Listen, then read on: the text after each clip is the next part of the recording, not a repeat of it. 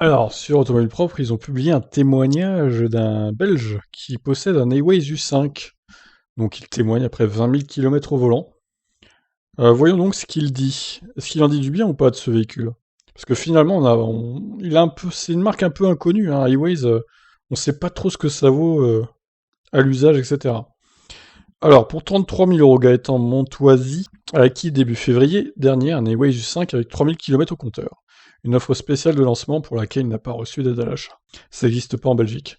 Ah oui, ça c'est quand même con, vous avez pas de bol, hein, les Belges. Pour comparaison, la même offre en France était facturée 39 700 euros par Car East, soit 6 700 euros de plus, mais avec la possibilité de déduire les 7 000 euros de bonus de l'époque.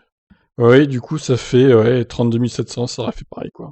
Comme quoi, les constructeurs se mettent le bonus dans la poche, en fait.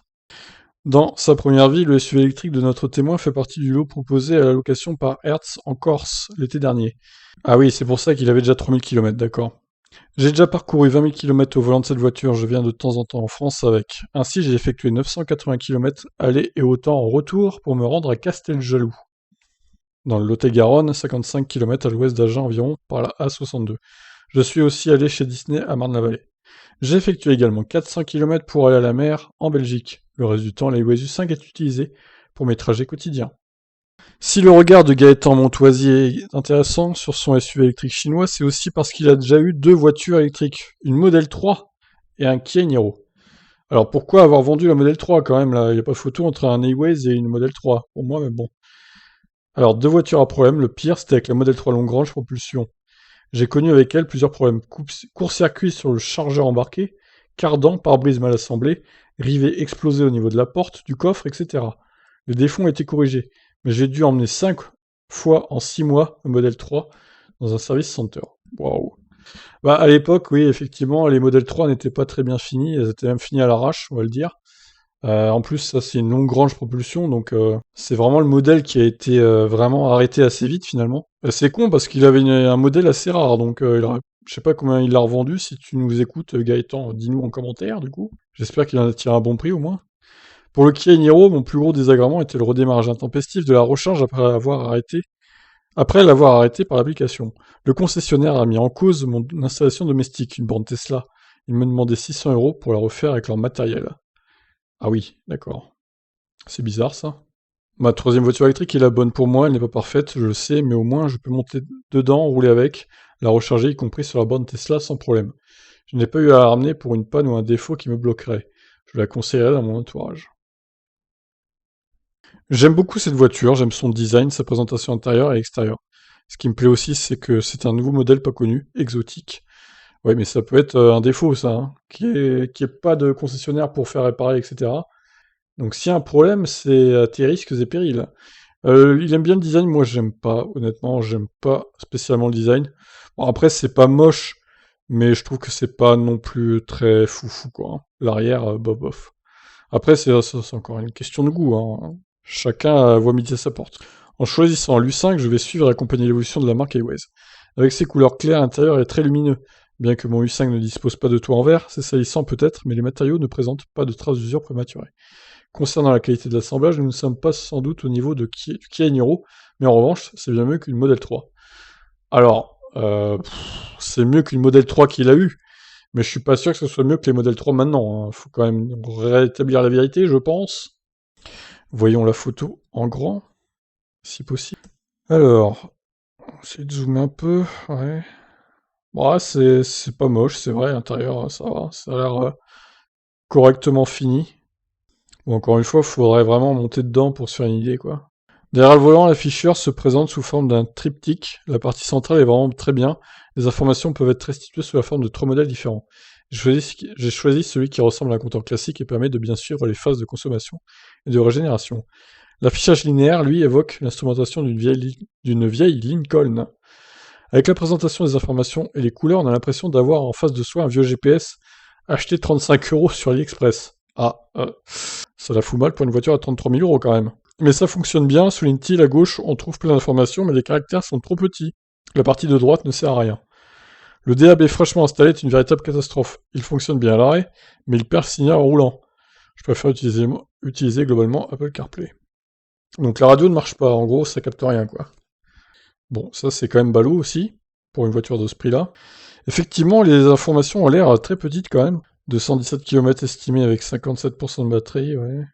17,2 kWh au 100, sur une distance de 65 km en 1h18, 51 km/h de moyenne. La conso a l'air élevée quand même, hein. C'est pas très efficient tout ça, hein.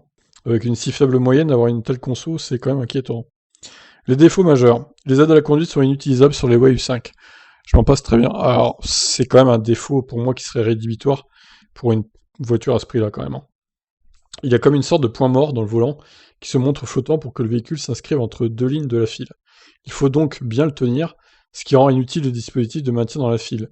La détection d'obstacles devant ne fonctionne pas mieux. Oh là là. Voiture au rabais, c'est tout ce que je redirais quoi.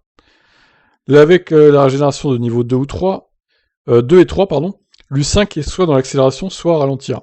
C'est pourquoi je n'utilise que le niveau 1, qui laisse le véhicule en roue libre lorsqu'on lève le pied de l'accélérateur. D'accord, donc en fait, la régène 2 et 3 est inutile. Ça sert à quoi d'avoir plusieurs niveaux de régénération en fait? En revanche, quand on actionne la pédale de frein, le ralentissement est d'abord effectué par la régénération. Si on appuie davantage, alors les mâchoires entrent en jeu et on l'entend.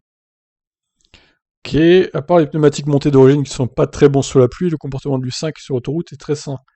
Sur autoroute, bah ça va, sur autoroute c'est la ligne droite, il n'y a pas beaucoup de virages, hein. Le véhicule se montre très confortable, stable, et le bruit de l'air sur la carrosserie est très réduit. Sur route, l'U5 n'est pas aussi dynamique que la Model 3 qui collait vraiment à l'asphalte, c'est normal, c'est un SUV. En ville, les dimensions des deux modèles se tiennent. L'U5 est même plus court, de quelques centimètres, son gabarit n'est pas très dérangeant, d'autant plus que je vis en milieu rural.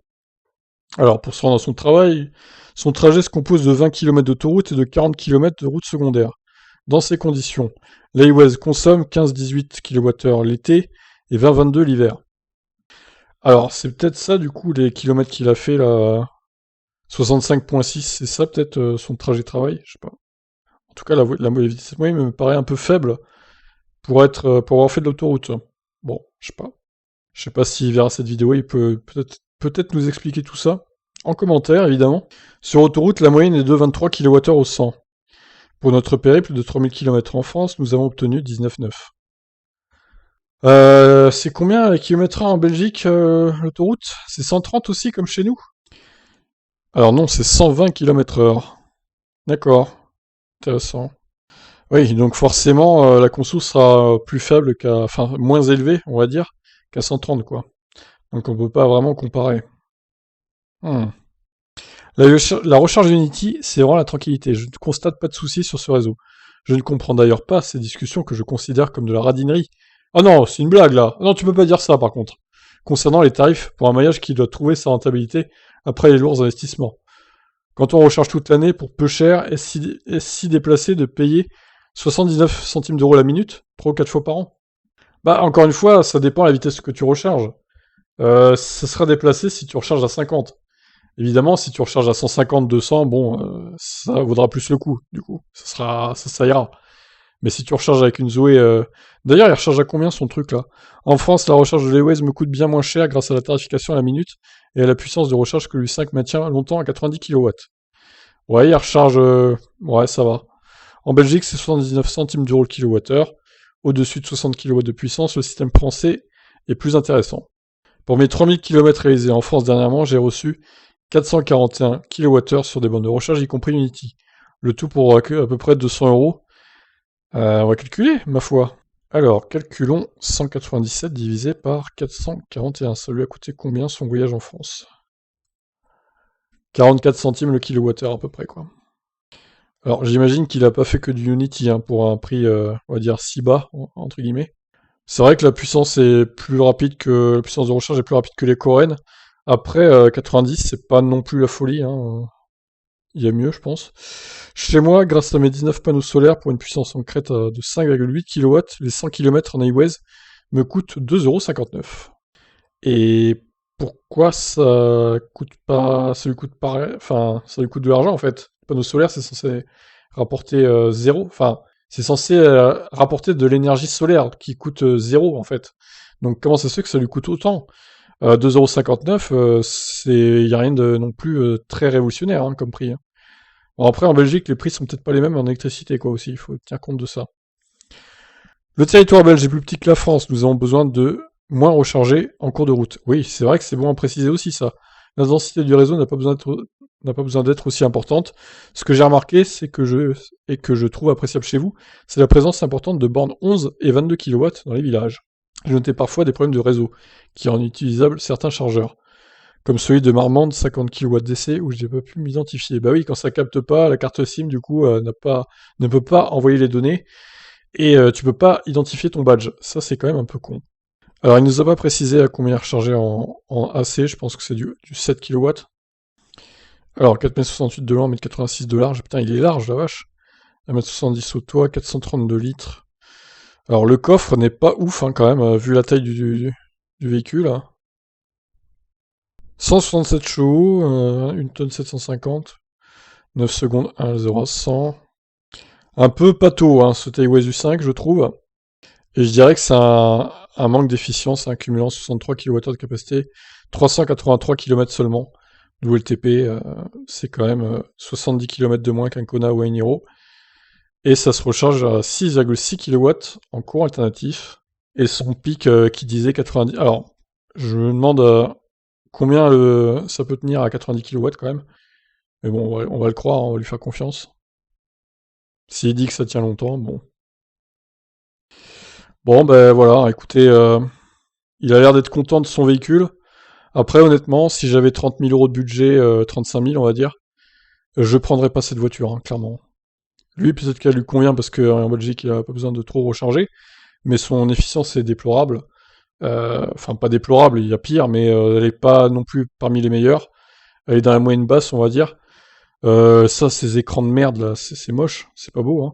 C'est pas très qualitatif, quand même, hein. Bon, l'écran central a l'air mieux, quand même. Ce qui fait GPS et tout. Ça, bon, ça a l'air pas mal.